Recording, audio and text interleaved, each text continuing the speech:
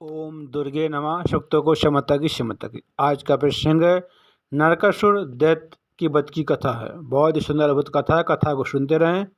कुमुद्दी का मतलब है सर्वनाश। कुबुद्धि मनुष्य के जीवन में प्रवेश कर जाती तो मनुष्य का सर्वनाश कर देती है। कुबुद्धि त्याग, तप, ज्ञान, अनुसंधान, जीवन, सद्बुद्धि, इन सब कुछ का नाश कर देती है। कुबुद्धि जिसके जीवन में प्रवेश कर जाती है उसे किसी शत्रु की आवश्यकता नहीं पड़ती है। कुबुद्धि स्वप्रबल शत्रुओं का कार्य अकेले ही करती है। कुबुद्धि मनुष्य का सर्वनाश कर देती है। कुबुद्धि मनुष्य को स्वयं को शत्रु बना देती है और कुमार्ग पर डाल देती है और फिर उस मनुष्य का सर्वनाश हो जाता है। नरकासुर के जीवन में कुबुद्धि का प्रवेश हुआ और नरकासुर का हुआ सर्वनाश।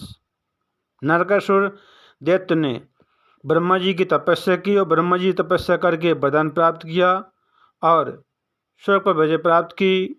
देवताओं से विजय हुआ और फिर पृथ्वी लोक में सुंदर सुंदर स्त्रियों को उसने बंदी बनाया और 16,100 स्त्रियों को बंदी बना लिया। और नरकासुर सभी स्त्रियों के साथ विवाह करना चाहता था, लेकिन स्त्रियां विवाह के लिए तैयार नहीं थीं। तब उसने बंदी गृह में डाल दिया और कहा, सेवका, इन स्त्रियों को विवाह के लिए तैयार करो। जो विवाह के लिए तैयार नहीं हो तो उसको तुम मृत्युदंड देना। और सेवका स्त्रियों को तैयार कर रही, लेकिन स्त्रियां विवाह के लिए तैयार नहीं होती हैं। नरकासुर ने पृथ्वी लोक पर सुंदर सुंदर स्त्रियों का अपहरण किया और उनको बंदी बना लिया। विवाह के लिए उन स्त्रियों को तैयार कर रहा, उन पर अत्याचार कर रहा है। नरकासुर पृथ्वी माता का पुत्र है। जब पृथ्वी को हिरण्याक्ष सागर में ले जाकर सागर में डुबो रहा था, तभी भगवान विष्णु ने बारह अवतार लिया।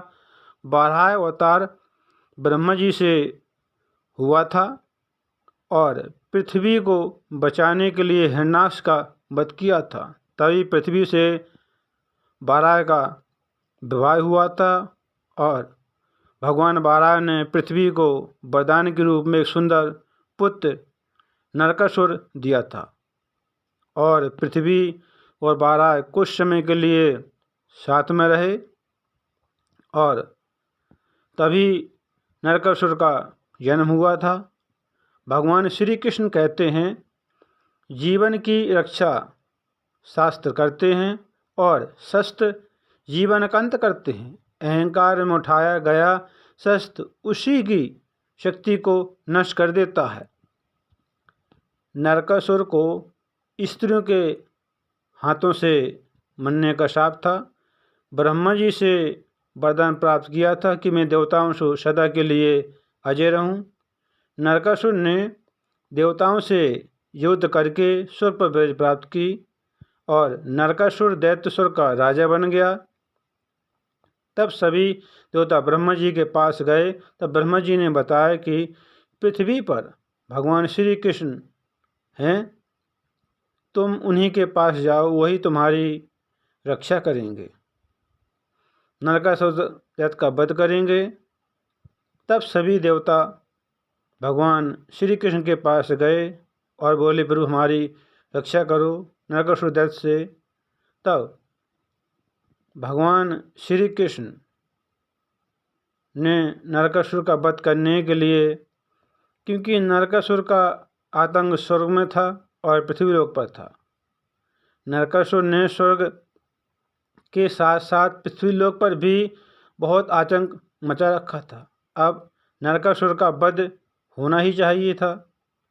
तब भगवान श्री कृष्ण पृथ्वी को पापों से मुक्त करने के लिए, नरकासुर से युद्ध करने के लिए नरकासुर की नगरी में गए और साथ में सत्यभामा भी भगवान श्री कृष्ण के साथ गईं। फिर नरकासुर की नगरी में पहुंचकर भगवान श्री कृष्ण ने भयंकर शंखध्वनि की। तब उसका नरकासुर का सेनापति मूरा आया और कहा, तुम कौन हो? और नरकासुर के राज्य में आतंक क्यों मचा रहे हो? तब नरकासुर ने कहा कि जाओ, जो कोई आतंक मचाए उसको मृत्युदंड दो। तब मूरा और भगवान श्री कृष्ण में भयंकर युद्ध होने लगा और मूरा दैत्य ने भगवान श्री कृष्ण पर कई बाणों से प्रहार किया, लेकिन मूर्दैत्य के बाणों पर भगवान श्री कृष्ण ने भी अपने बाण छोड़े, उनको काट दिया। और फिर भगवान श्री कृष्ण ने मूर्दैत्य का सिर काट दिया, लेकिन उसका शीश फिर जुड़ जाता है, वो मूर्दैत्य का वध नहीं होता है।